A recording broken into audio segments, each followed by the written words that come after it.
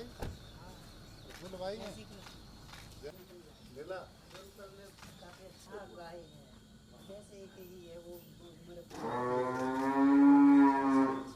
मन आ गया गुजरात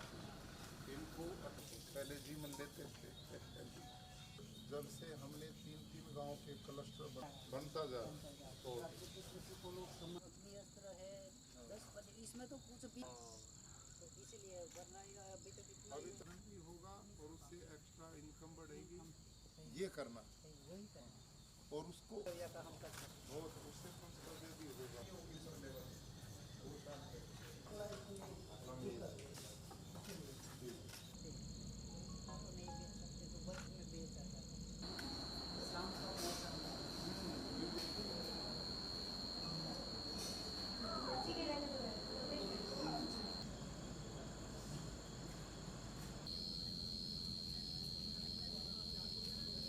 बोलूंगा समझेंगे वाह वाह। तो टिम्बी गांव के और 18वां आदमी कैंसर होगा लोगों को, हार्ट अटैक, डायबिटीज, कितनी बीमारियां फैल गई ये क्योंकि जहर वाला भोजन। देश में इतनी बारिश इतनी बाढ़ ये क्यों है? सब पर्यावरण खराब कर दिया, जलवायु खराब हो गया, अब पहाड़ दरक रहे हैं, कहीं बाढ़ आ रही है, कहीं तूफान आ रहे हैं, कहीं बीमारियां आ रही हैं। મારું નામ રાઠવા પ્રફુલ્લ કુમાર અમરસિંહ, ગામ ટીમ્બી, તાલુકો બોડેલી, જિલ્લો છોટાઉદેપુર. હું 2019થી પ્રાકૃતિક કૃષિનો આરંભ કર્યો હતો અને જે કેવીકે આણંદ કૃષિ યુનિવર્સિટી, કેવીકે મંગલ ભારતી તેમજ આત્મા પ્રોજેક્ટના માર્ગદર્શન હેઠળ વિવિધ પ્રકારની અમે જ્યારે પ્રાકૃતિક કૃષિનું જે અત્યારે આપણું કરીએ છીએ તો એ તાલીમ લીધી અને આપણા ગુજરાત રાજ્યના મહામહિમ રાજ્યપાલ શ્રી આચાર્ય દેવવ્રતજીના ફાર્મ જે ગુરુકુલ ખાતે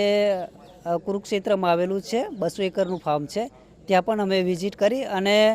ત્યાં પણ અમને ઘણું બધું શીખવા મળ્યું અને જે પંચસ્તરી બાગવાની છે,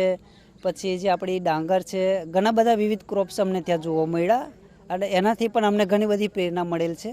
તેમજ આત્મા પ્રોજેક્ટ સાથે અમે ઘણા વર્ષોથી સંકળાયેલા છે તો પ્રેરણા પ્રવાસના ઘણા બધા પ્રાકૃતિક કૃષિના મોડલ ફાર્મના નિદર્શન થકી પણ ઘણું બધું આપણે પ્રાકૃતિક કૃષિનું અમને નોલેજ પ્રાપ્ત થયું છે અને એ જ અત્યારે અમે અમારા ફાર્મની અંદર કરી રહ્યા છે. તો બીજા ખેડૂતો પણ આનાથી આપણે પ્રેરિત થાય અને પ્રાકૃતિક કૃષિ તરફ વળે. અત્યારે પ્રાકૃતિક કૃષિ એટલે કે પ્રકૃતિના સાનિધ્યની સાથે રહી પ્રકૃતિના જે મૂળભૂત સિદ્ધાંતો છે એને આધારે જે દેશી ગૌમાતાના ગોબર અને ગૌમૂત્રના માધ્યમથી જે આપણે પ્રકૃતિનું જે જતન કરવાનું છે સાચા અર્થમાં ખેડૂત એના જે ખીલે જો ગાય જ્યાં સુધી ના બંધાય ત્યાં સુધી